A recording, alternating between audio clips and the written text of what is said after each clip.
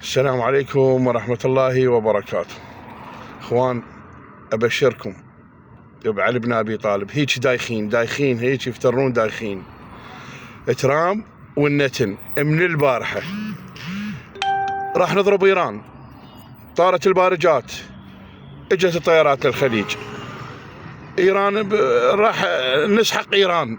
قسما بالله كله كذب. تدرون ليش؟ مظاهرات عارمة بأمريكا وتل أبيب، يعني هذا كله تمويه. والله العظيم هاي راح نضرب إيران وراح نسحق ونمحق، وإحنا هاي شروطنا، اليورانيوم المخصب يسلموه، والصواريخ ما أعرف شنو، لا لا لا، كله تمويه.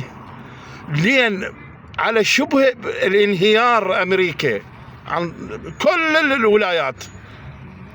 فلا تصدقون بالبيجات والصفحات والقنوات اللي جاي تبث سمومها، وشوفوا الباحثين وانتشارنا كيفين. ايران راح تنضرب، ايران راح يضربها ترامب، وكأنما ترامب نايم ما خواتهم خواتل.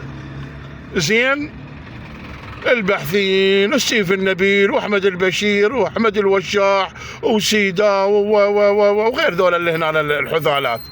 ايش وقت ايران البارحه الدنيا الليله راح تنضرب ايران، اليوم ما يصب عليها الصبح. كله تمويه.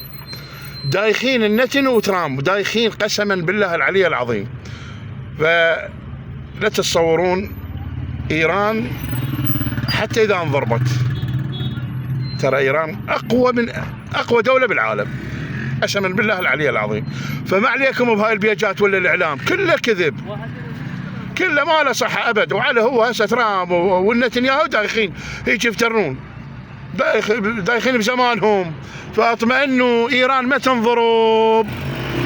زين، حايرين بالتظاهرات. والسلام عليكم.